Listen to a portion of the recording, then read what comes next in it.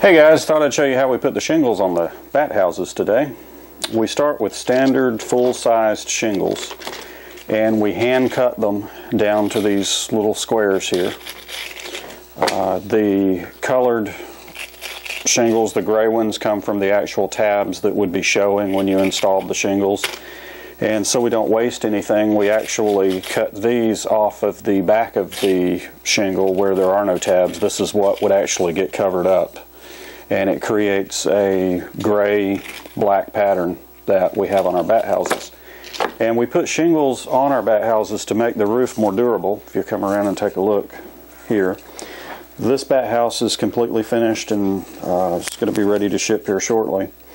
And this roof is painted with several coats of the paint, and if you look at the bat houses that are out there, you'll see a lot of them just let the house go this way, and it would work. This adds a little bit added layer of protection for the roof of the house. It also changes the heat characteristic of it. Even with this gray one, we get a lot of heat absorption at the roof where we need it, and then the body of the bat house can reflect and dissipate the heat.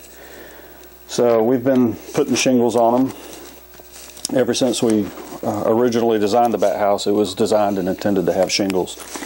And we use a polyurethane adhesive as well. This is a two-chamber house here, so it gets one row of shingles. I'll show you how we do that here.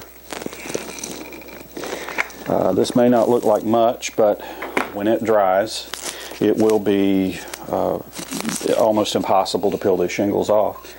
Now, one thing that I do, you'll notice, we pride ourselves in making our bat houses consistent, quality, the same every time. And one way that I remember to do that is, like life, everything starts in the dark.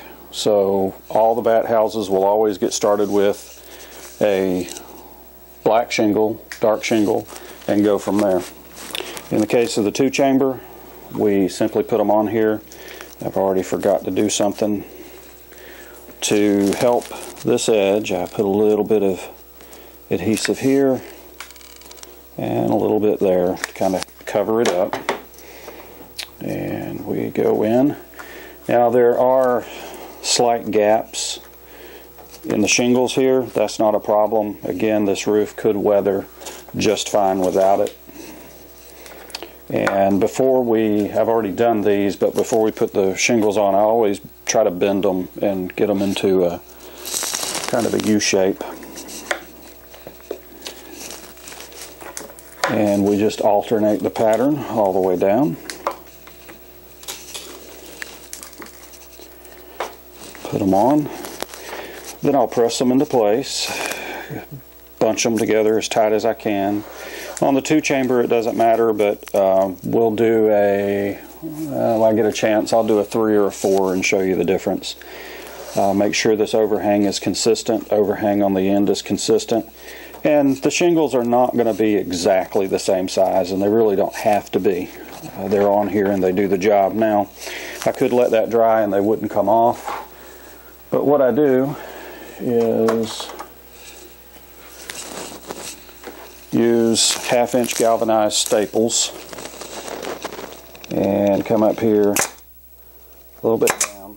Now I always start this first staple over instead of out here in the overhang, because when we drive these staples in, we get just a slight bulge on the bottom side, not enough to actually poke through, but as long as it's inside the house, it doesn't matter. I tried some shorter staples and they just don't have the same gripping capability. We found out the 1/2-inch is just the best staple to get.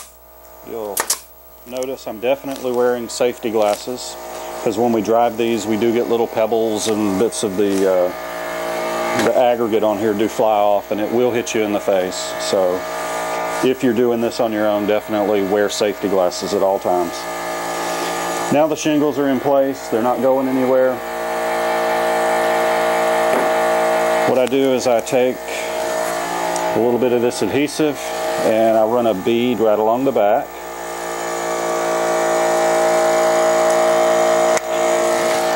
This helps keep any water from getting up here in this crevice where the bat house, it ends up getting sealed like 3 times, but we're not going to have any trouble with water penetration here at the back of the bat house. And then the messy part, I just kind of smooth this off. Make it pretty more than anything. Run that over. That makes sure that it gets down into the grooves. And now the shingles are on the bat house.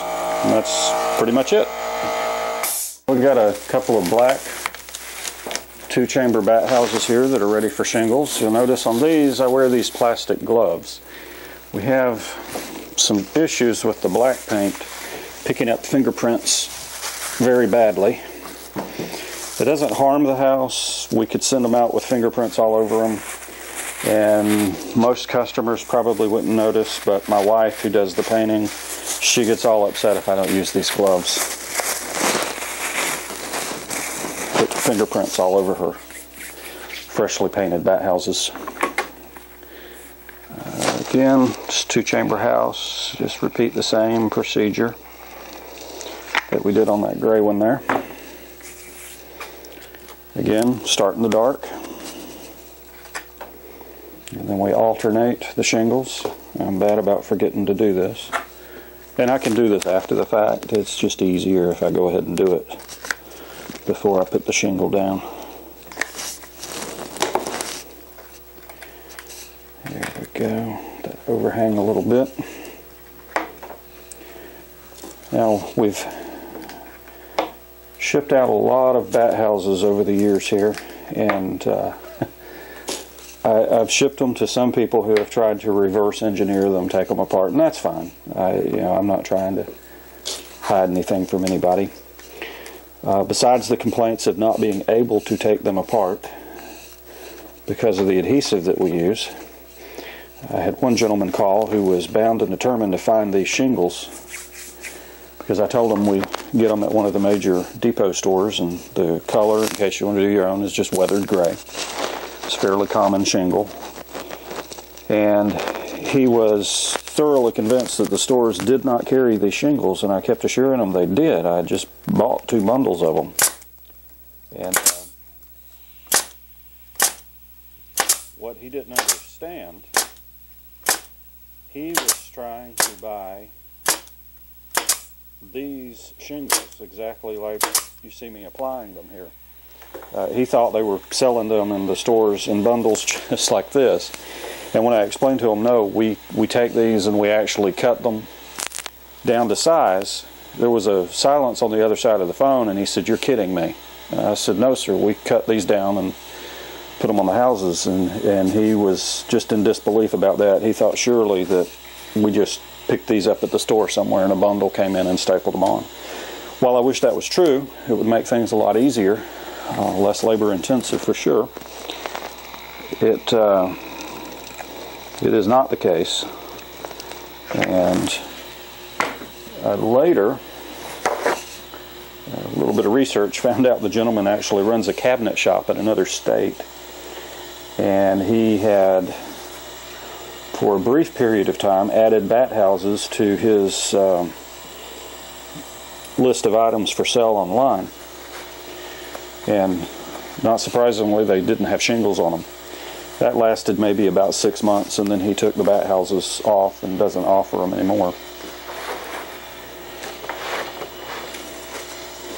That takes care of this one. We've got another one over there. And I'm going to cheat just a little bit, lift this by the corners. Hopefully my wife won't notice the fingerprints. It's out of the way. The bat shop is coming along nicely. It's just taking us some time. We'll be moving. I don't know if you've watched previous videos, but we have a workshop with our equipment in it and all. It's about 30 miles from here. It's a shop we moved from. So we go up there to do all our cutting, then we bring all the pieces back here and we're assembling them in this 15 by 15 room roughly, doing everything. We have a bat shop that you can see videos of. It's coming along. It's due for another update. It's roughly 36 by 36, a little over 1,200 square feet all total. So it'll be great when we move into that. We won't be piling things on top of each other, and we'll all be able to work kind of at one time. Right now we're time sharing, And I'm really hoping to get that shop so that we can start working out of it here before the spring rush takes off.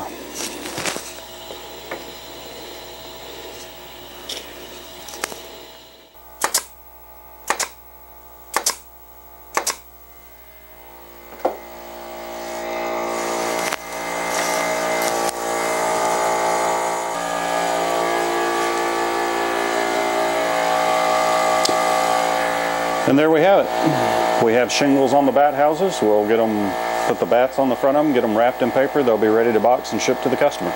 If you got any questions, let us know.